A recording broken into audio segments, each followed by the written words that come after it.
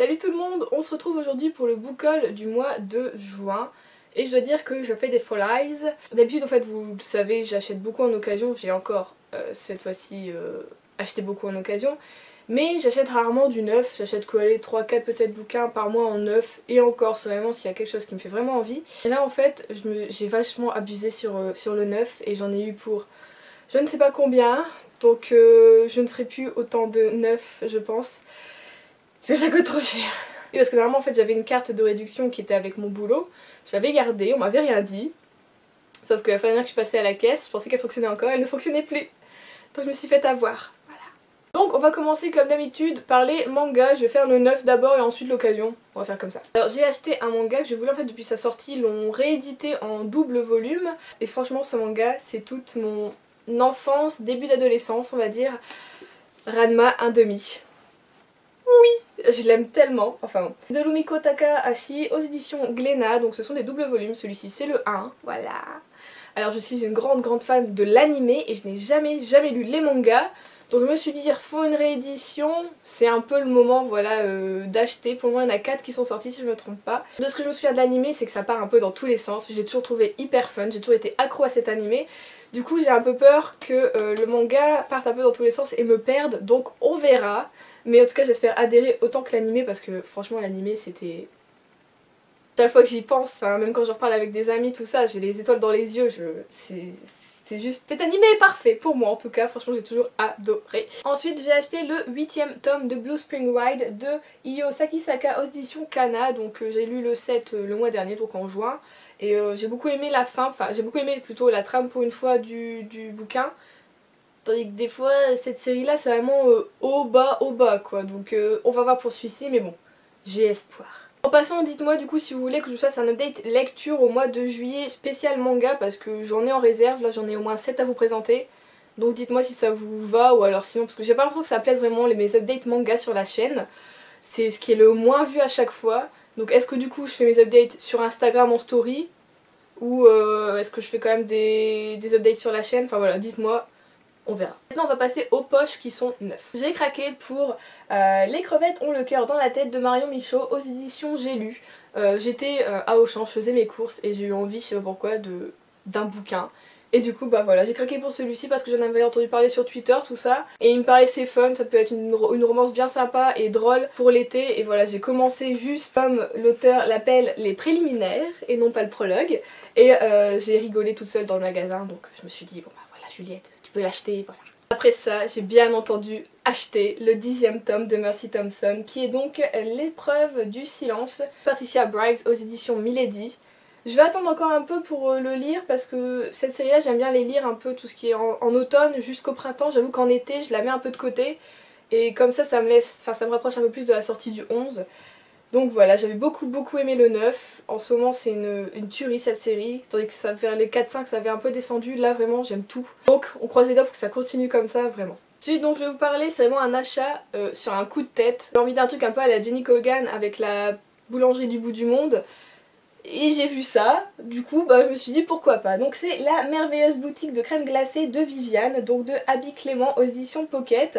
Et je trouvais que ça avait l'air un peu tout doux. Ça va être un peu lieu de vie, rencontre, surprise, enfin voilà que ça va être entre sœurs et je trouve que ça peut être vraiment bien pour l'été parce qu'en plus bah voilà c'est un spécial été vu que c'est sur les glaces tout ça, enfin c'est génial. Je suis en train de me demander si... non il date de cette année. Parce que j'avais je crois vu un téléfilm sur la 6 ou sur la 1 qui ressemblait un peu à ça. Et j'adore en fait ces histoires là où c'est, vous voyez ils reprennent les affaires de famille, grand-mère, des choses comme ça, les pâtisseries tout ça.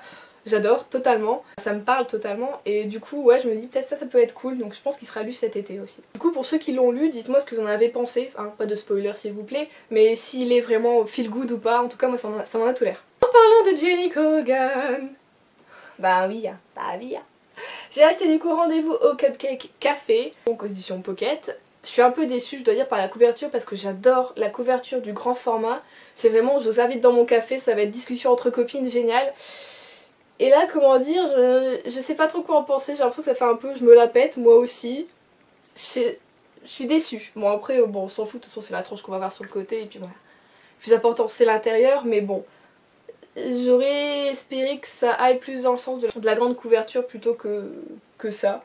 Bon, c'est quand même mignon, c'est quand même joli. Donc On verra, mais j'en attends beaucoup sans être trop élevée non plus parce que je sais que quand j'ai des grandes attentes je suis souvent déçue, mais bon, j'aime beaucoup Ginny Colgan et c'est l'une de mes frustrations en fait. Chaque année il y a un Ginny Colgan qui sort et forcément il sort avant tout en grand format et moi j'ai commencé la série, enfin les séries en tout cas chez elle en poche et je veux pas du coup que ça déforme ma bibliothèque, donc je dois attendre à chaque fois un an que ça sorte en poche et c'est une vraie frustration. Donc là j'attends, c'est le Noël à la petite boulangerie.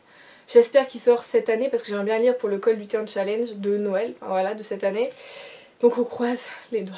Ensuite on part toujours dans le roman un peu feel good et contemporain. La petite librairie des cœurs brisés de Annie Darling aux éditions Milady. Donc ça va faire 1 an et demi je crois, voire même 2 ans. Dans ma liste d'envie. Et en fait je l'avais confondu avec la bibliothèque des cœurs cabossés. J'avais confondu en fait les deux histoires, tout ça, même si j'avais quand même bien aimé l'autre. Je pense que celui-ci me plaira beaucoup plus. Et j'ai vu normalement il y a un tome 2 je crois qui est sorti. Et j'aime beaucoup la couverture, ça s'associe hyper bien avec celui-ci. Donc voilà, j'ai hâte aussi de le lire, je pense qu'il sera lu cet été ou peut-être un peu en automne, on verra. Alors là vous allez me dire, évidemment Juliette, évidemment que tu l'as acheté, vous savez mon amour pour Agatha Raisin. Et là ça faisait un mois que depuis que j'avais lu en tout cas Vacances tout risque, je n'en avais plus dans ma palle. Et je me suis dit, alerte, alerte Juliette, qu'est-ce qui se passe, t'en as plus, c'est pas possible. Donc, pour parer à cette éventualité, j'en ai acheté 3. Donc acheté le tome 7 à la Clairefontaine, le tome 8 Coiffeur pour dames et le tome 9 Sale temps pour les sorcières, donc du Agatha Raisin, toujours de MC Beaton aux éditions Albin Michel. C'était évident, obviously quoi. Donc là j'ai mon stock pour cet été, c'est parfait. Mais le pire c'est que vous savez qu'à la base j'allais à la librairie juste pour acheter ces 3 là. C'était tout, je me dis je prends que ça. Et au final j'ai vu des en poche que je voulais depuis un moment tout ça et j'ai acheté et je le ferai plus jamais. Faut qu'on me tape sur les doigts ou alors faut que j'aille à la librairie accompagnée. Toute seule il faut pas. Me laissez pas aller à la librairie toute seule. Et Vlatipoc à côté des Agatha Raisin, il y avait une série qui ressemblait un peu et qui du coup à l'anglaise m'a tenté. Elle est pas belle la couverture, j'adore. Oui, je suis superficielle. Donc c'est Rendez-vous avec le crime.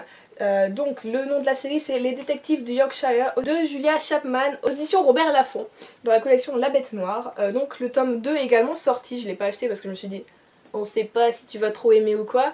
Donc je me suis dit que si j'avais envie d'une sorte d'Agatha Raisin mais que je veux pas vraiment retourner dans ce milieu là, ça pouvait être sympa parce que ça a l'air, enfin de ce qui est noté, que c'est une série so British, donc forcément moi ça va me plaire je pense. Donc voilà, j'ai hâte vraiment de le découvrir, je pense qu'il sera très bientôt lu. J'ai réussi dans le cadre de lire avant tout le monde par le forum Booknode et donc avec Bayard, Jacobi de William Ritter aux éditions Bayard forcément. Donc je l'ai réussi en début de mois et ce que je savais pas c'est qu'il fallait que je le lise en 2 semaines pour le commenter sur le forum. Sauf que moi j'ai absolument cru que j'avais 2 mois pour le lire, donc je suis actuellement en train de le lire, j'aime beaucoup, je suis à un peu plus de la moitié. Vraiment il est génial, donc je me dis que j'aurais quand même dû me dépêcher pour le lire, mais enfin bon. Donc à mon avis je ne ferai plus jamais partie de l'opération puisque je me suis trompée dans les dates. Et voilà, franchement je pense que je l'aurais pas acheté par moi-même parce que la couverture ou quoi je trouvais ça joli, je le voyais passer sur Twitter, sur Instagram, sur les réseaux, mais j'ai jamais été voir ce que c'était vraiment, ou le résumé ou quoi que ce soit. Et quand on me l'a proposé sur Booknode, j'ai été voir le résumé et je me suis dit et ça a l'air génial, on dirait un peu du Sherlock Holmes mélangé avec de la fantasy, du fantastique, c'est génial. Et effectivement j'en suis plus à la moitié et c'est génial.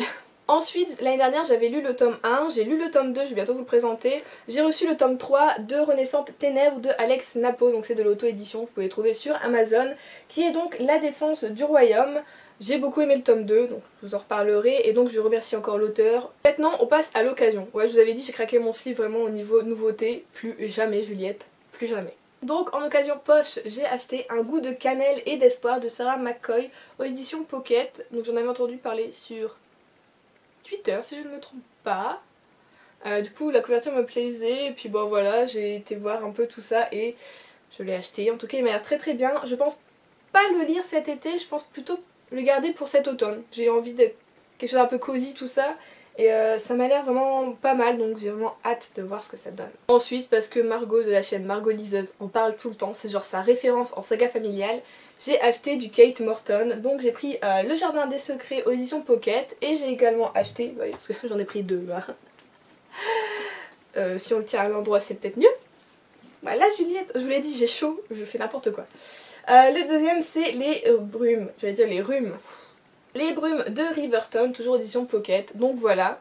Je vais me lancer dans l'un des deux cet été, je sais pas encore lequel. Je sais que celui-ci c'est son tout premier et que celui-ci est donc un peu meilleur. Donc je vais peut-être commencer par celui-ci pour aller un peu plus loin, vous voyez. Je ne connais absolument pas et du coup ce sera une grande découverte pour moi, je l'espère.